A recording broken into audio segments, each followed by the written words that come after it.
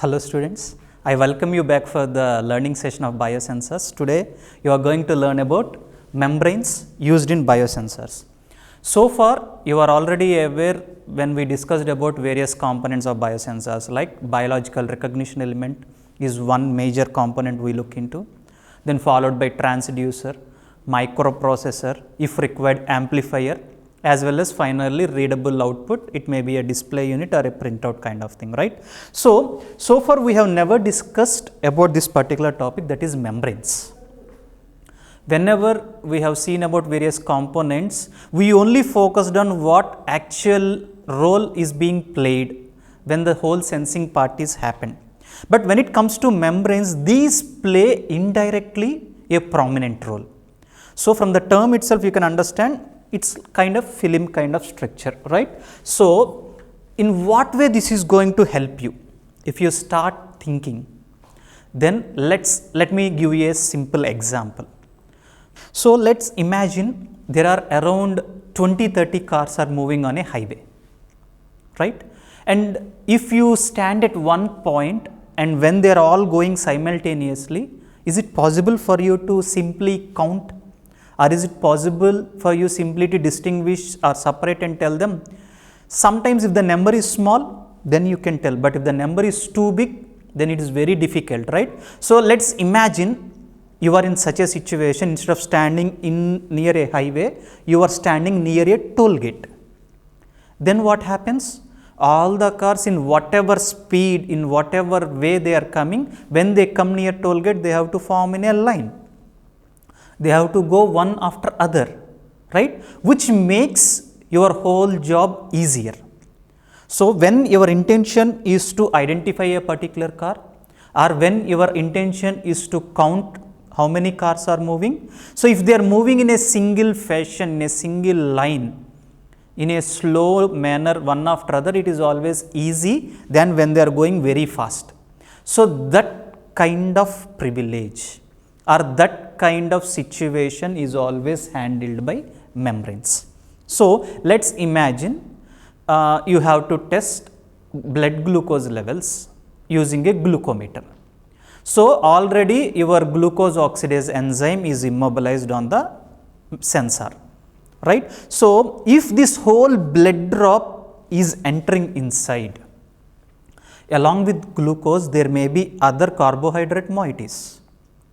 Similarly, along some lipids might be there, some proteins might be there, some unknown foreign substances might be there, and along with that blood contains lot of water is there, right? So when you have such kind of mixture, if you want to separate them, you cannot do it manually. You cannot simply pick glucose from the sample and add straight away. That is not the case. You take any biological sample, there are mixture of so many macromolecules, micromolecules, minerals, everything are there. So how can a sensor do it so efficiently, so effectively? Let me remind one more point, what we have discussed earlier in evolution of biosensors. There you have seen the first biosensor wherein oxygen electrode is used, directly they kept in a beaker. I hope you must be remembering an image containing 3 beakers, wherein the first beaker straight away oxygen electrode is kept, wherein the reaction mixture is there, other solutions are there, and within this whole crowd, whatever oxygen variation is coming, that electrode has measured. Later what they did, in next step of evolution, they have inserted one more component wherein, or a membrane kind of structure if you remember, wherein all these small size particles, small size molecules used to come outside and only certain molecules are present inside. So some filtration happened because of presence of a membrane. Then in later stages, they have used a certain semi-permeable membrane, which is allowing only certain molecules along with gases. So in second case, if you see, only gaseous membrane. In third condition, if you see, semi-permeable membrane is used. Like I told you during that session, dialysis membrane they have basically used. So by using certain membranes, whatever level separation, whatever level filtration can be done within the sample, then the whole reaction process and the job of sensors becomes easier. Same kind of situation you are seeing, right? So whenever you construct, and remember, while constructing, while immobilizing all your biological samples, it may be enzyme immobilization, or it may be antibody immobilization, or it may be sometimes hormone receptor immobilization. In most of the cases, membranes are used during immobilization or after immobilization also, wherein the reaction takes place. So membranes come in place wherever these biological samples are immobilized or wherever this biological reaction takes place. So that kind of significance you have. So now you are already aware what kind of role a membrane plays. Then what kind of membranes must be used? So in this case, let's take again the same blood sample which is containing glucose. Your intention is to measure glucose. So there is other kind of lipids are there, and there are protein are there, there are so many molecules. So if you want to separate one molecule from another molecule, what will be your initial strategy? Right? So there are certain membranes, like if you see within this slide, here you have hydrophilic membranes. Some membranes are hydrophilic in nature, that means they absorb water. So if they are absorbing water, blood contains water. If they are absorbing water that is present in blood, do you think they absorb water alone? They also absorb water dissolved molecules. Some hydrophilic molecules which are dissolved in water also passes through that. So this membrane allows all hydrophilic substances. Then what happens? Lipids and other macromolecules which does not dissolve in water stays outside. That means some partial separation has done for the sample. So your job is easy. Similarly, there are hydrophobic. Some molecules which does not dissolve in water. If you want to, for example, cholesterol sensor is there, wherein you use cholesterol oxidase enzyme. So cholesterol is a fat soluble substance. That means it is a hydrophobic substance. So if the sample has to pass through it, instead of using hydrophilic membrane, if you use a hydrophobic membrane, what happens then? Whatever fat soluble molecules are there in your sample also passes through this. So if the expected analyte is water soluble, then you can pick a membrane which is hydrophilic in nature, so that other molecules will be left out. Or if it is a hydrophobic molecule or fat soluble molecule, then you pick this kind of membrane, then all water soluble substances will be left out. So at least some 25% to 50% of unwanted substances will not react in the process. So you will avoid that, so that reaction time can be reduced. So the whole idea behind using these membranes in any biosensor is to reduce unwanted substances in reaction. If unwanted substances are reduced, then what happens? Whatever required substances available concentration is freely available for the reaction. That's it. So the reaction time is reducing. So the reaction takes very fast, so that you get a response very fast. So even though membranes do not actually are components of any biosensor or any sensor, but still they are helping the biosensor to work efficiently. Then similarly, there are conducting membranes and there are non-conducting membranes. Just like all the molecules, sometimes you find molecules with charge, sometimes you find molecules without charge. So it all depends. How to construct all these things depends on what kind of sensor you are using. For example, you wanted to design a potentiometric biosensor, wherein your transducer uses difference in the potentiality. So when difference of potentiality comes, that potential is charge difference. So when you are trying to work out something related to charge, then obviously you should have material which is conducting in nature.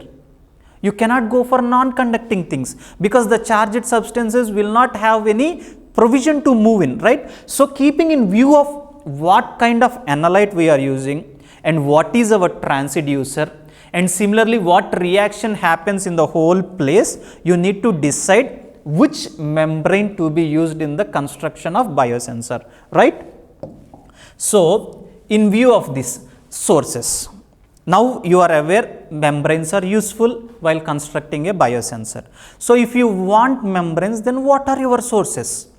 Can we go for synthetic, that means what we prepare, or can we go for natural, or can you go for a polymer or a composite wherein you use all kind of substances? Because whenever you work with membranes, remember one part, because of the sample you add, the membrane should not get disturbed or destroyed. If you take something which is non-degradable, then it will take a lot of time when you discard the sensor. So, it should not be like forever kind of thing, and it should not be instant. So, the lifespan and the reasons for disturbing that lifespan also need to be considered when you select a particular membrane during fabrication process, right? So, if you take any synthetic, right? So, for example, if you see, I have given you membranes made from synthetic polymers with high water regaining capacity, because I am telling you once again, either you use biological samples or you use water samples, wherever you wanted to test, mostly your samples are in liquid state. So, if the membrane is not absorbing water, along with that water, molecules also will not be absorbed, everything, the whole reaction itself stops there. So, again I am telling you, based on your analyte and the source of analyte, the whole selection process is dependent. That is why most of the times when you take, you go for high water quality retention ability. Considering high water quality retention, you need to choose your membranes, right? So, I gave you an example. From the name itself, you can see hydrogels like polyacrylamide. Because when you prepare a membrane, don't get confused like it is always a solid kind of thing or it is a film kind of thing. These membranes, most of the times what happens is they are sol gel kind of thing, they are gel kind of thing, because this kind of gel holds some moisture.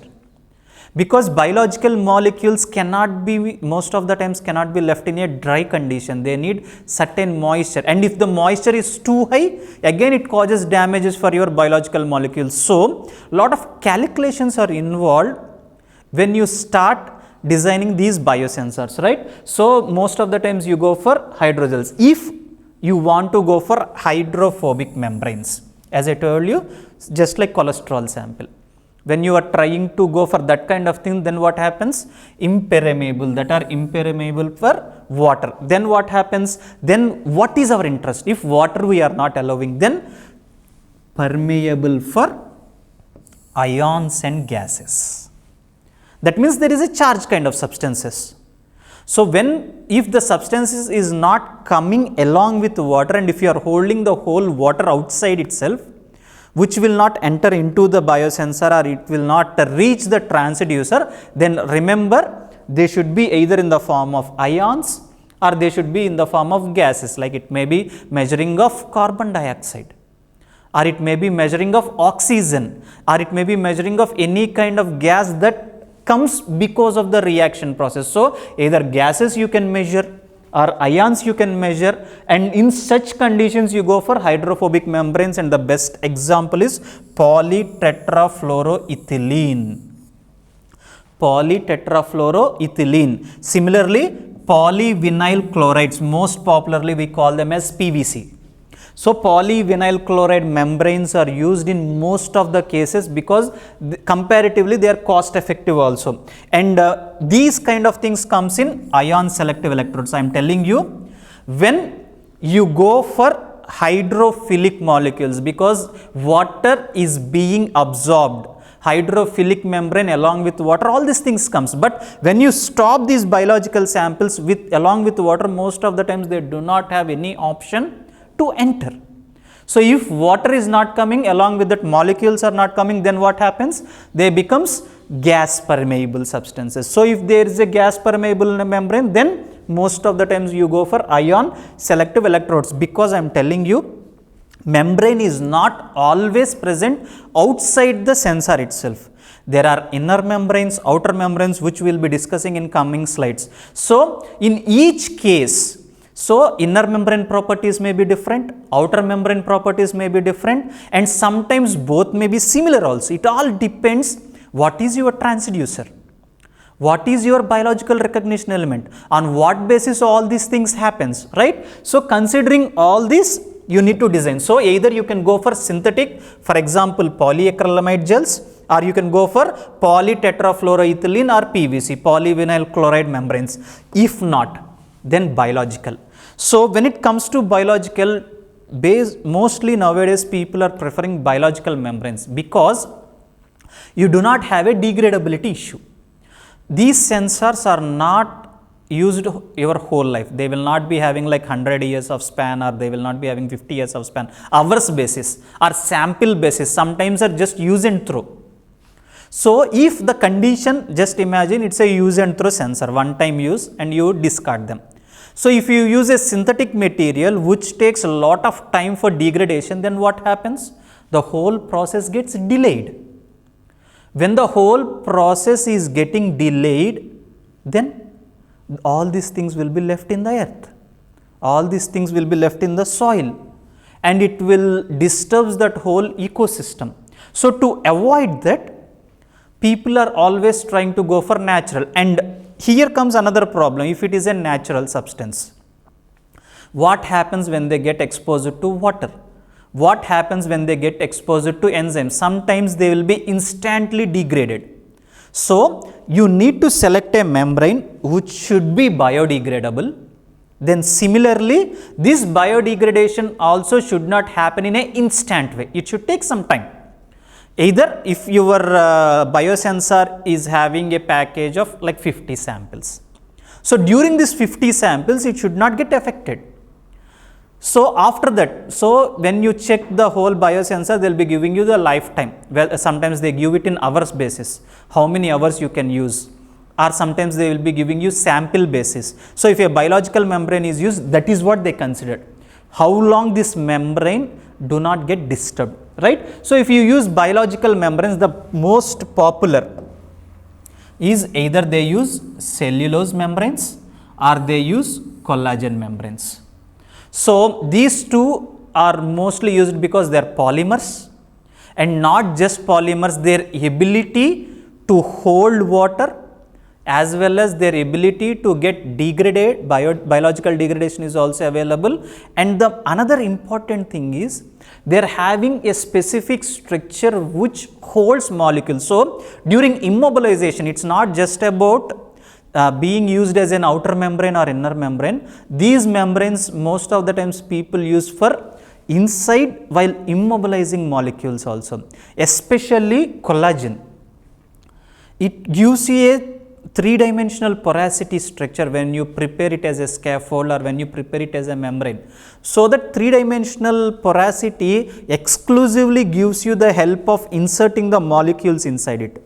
So, not just inserting, for example, you take a collagen membrane, let us see, it is prepared like a matrix, right, which you see like this. So, for example, now I wanted to insert an enzyme.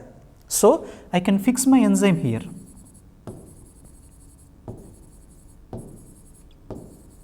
So, this immobilized enzyme, when it get exposed to a analyte, then what happens? Reaction takes place. So, based on the nature, it holds water. Along with water, the water passes like a film and it reaches the enzyme. So, once it reaches enzyme, what happens? Reaction takes place. So, once reaction is done, then the transducer will convert it and give you a signal. So, this is how the whole process is happening. So, biological samples. So, either you can go for synthetic membranes or you can go for biological membranes, and if you see both are having their both the positive and negative aspects, but mostly what you go for is polymers. And sometimes we can even call them as composites, because instead of going exclusively for biological membrane, or if you are going for exclusively for synthetic membranes, because their properties along with advantages there might be a lot of disadvantages also. To overcome one with another, they are going for composites. So in polymers, if you see here, I am giving you one specific example. This is a non-conducting polymer which polyphenols are used. So most of the times polyphenols are being used. If it is a conducting, then you can use polypyrrole membranes. Either you go for polypyrrole or polyaniline. So see, conduction, non-conduction all comes within that nature. So conducting material, so there is a charge kind of substance. So if you remember, while discussing about electrodes, I told you sometimes the affinity comes because of charge. Some molecules contains positive charge, some molecules contain negative charge. So when such kind of situation is there, similarly membranes also contains charge. So if you want to attract a positive charge molecule, then you can prepare a membrane which is having negative charge. Because of that affinity, what happens? That particular molecule gets attached to the membrane. Only such molecules after attachment they passes. Once they pass, what happens? They react with the biological recognition element. Once they react, then the transducer understands, converts and gives you the whole response. So this kind of benefit you get from membrane. So if you see the schematic diagram of a sensor, here you can see basically we were discussing from a lot of times analyte. So if you see there, it can be of any analyte. I am not specifying what kind of bioreceptor is used or what kind of transducer is used. I am telling you how membrane is worked. So you can see your analyte here, that is nothing but sample. In this case, if you see blood is containing some kind of analyte that we are exposing. So here initially, number one, you have semi-permeable membrane. This semi-permeable membrane should be of two important characteristics. One, since blood is used, if the sample is being processed or if the sample is being sent, then it should be of hydrophilic in nature. So this semi-permeable membrane, along with being hydrophilic in nature, it has to allow only certain molecules. So you can fix it sometimes with the point of size of the molecule, or with the point of charge of the molecule, or with the point of nature of the molecule. So the semi-permeability comes with that. So once the molecule passes, so if you see here around 10 different molecules are there, but only a specific molecule has entered because of this semi-permeable membrane. So once after entering, here you can see these red color dots are nothing but there you have a immobilized biological molecule. Once this enters, both of them will have a reaction. For in this case, if you imagine this as a substrate, inside enzyme is immobilized. Then when enzyme and substrate come into each other, then what will happen? A reaction takes place. Then again you need to remember here, once the reaction happens, that reaction must be understood by transducer. So in some cases what happens? Again you will have one more membrane. That is what? Membrane 1, membrane 2. Or in simple instance, you can even remember it as outer membrane and inner membrane. Just now I told you, both the membranes need not be of same in nature. When you are designing, just you need not keep both are hydrophobic, or you need not keep both are hydrophilic, or you need not keep both are conductive or non-conductive. Based on your requirement, based on what kind of reaction is happening, you can change. Or sometimes if both are similar also, it's not a big problem. So everything happens what kind of reaction you are expecting and what kind of sample analysis has to be done. Based on that, you can be having outer membrane and inner membrane. So keeping in view of this, the whole reaction takes place. So outer membrane, what all should happen? Since this is outside, from the name itself you can understand, a biosensor wherein all the biological molecule is present inside, transducer is present inside, everywhere. So here I want to remind you one more point. In general we are talking there is a transducer, and let's imagine a antibody is present. Now when you expose your sample, before exposing we are talking outer membrane. wherein sample is available. And once the reaction happens, then what happens? The signal or the byproduct of it has to pass. So, here you have a inner membrane.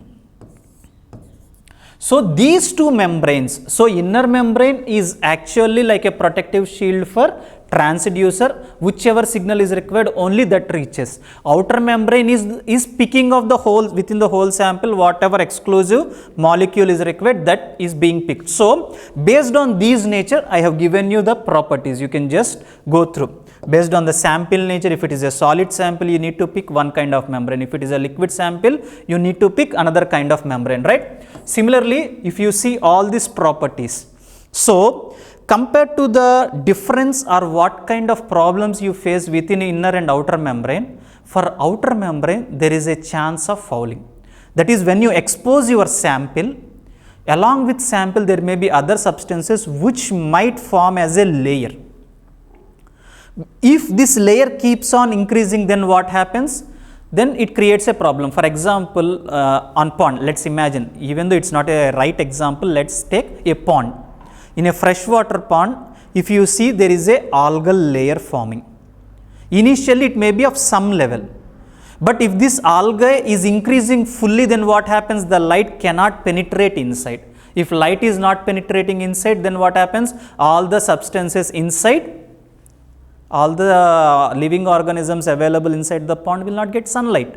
Similarly, here also, if you see, if a membrane is continuously being exposed to blood, or at the end, this blood or the remainings of the blood should not be left. If it is left, slowly what happens? This keeps on becoming one or other layer, then obviously the whole reaction time keeps on increases, and sometimes it may be even involving with the reaction. So, fouling should not happen.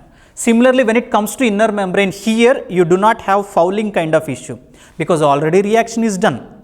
Whatever product of it or whatever electrons released out of it, whatever reaction happened out of it only enters. So, here that fouling issue will not be there, but only point is most of the times these will be like gaseous membranes. So, the gas keeps on entering. While gas keeps on entering, it might sometimes get trapped. So, you should be careful enough. The whole process is in transducer, the reference electrode. If the reference electrode is working properly, then you can understand whether the membranes are being creating any problem or they fine. So, if you notice within this inner and outer membranes, longer lifespan you will have for inner membrane comparatively, because they are not getting exposed to various types in general, whereas outer membranes might be short lifespan. So, I have given you some examples here, like collagen, polycarbonate and cellulose, and what are their characteristics and what temperature can be used. This is all general information for you. You just go through while this video.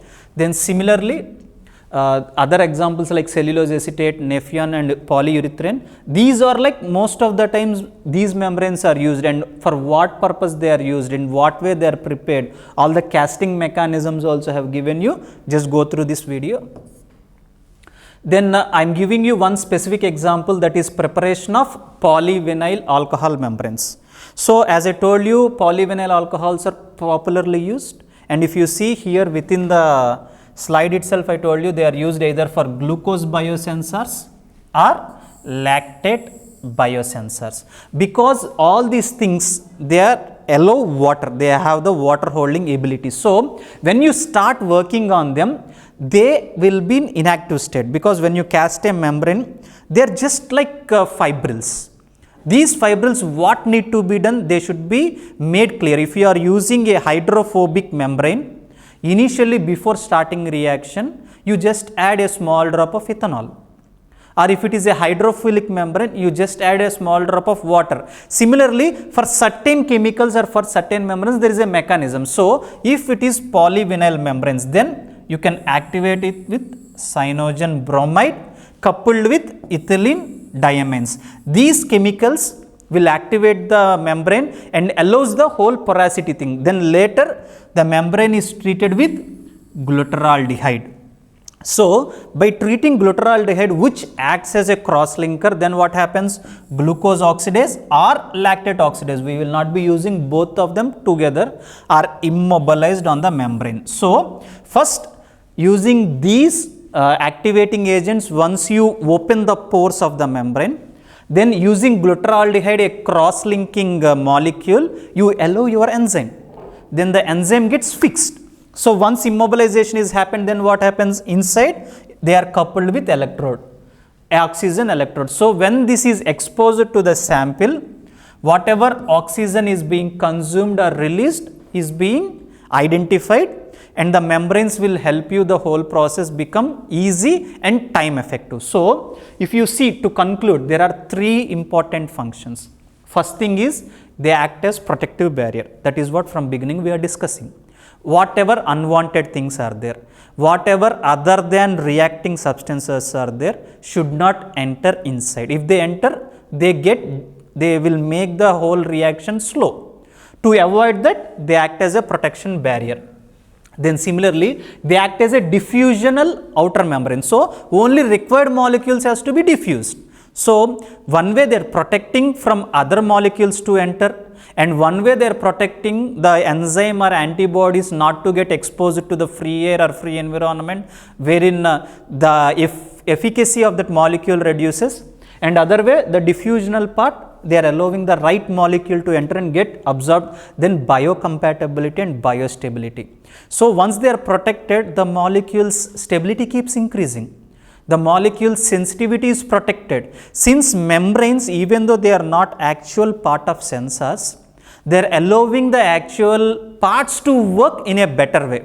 So, these are the three major functions. So, if you see, if a question is asked in this area, either write a note on types of membranes. So far we have discussed 4 different types based on their nature: hydrophobic, hydrophilic, similarly anionic, cationic, or if they are not ionic, non-conductive, conductive.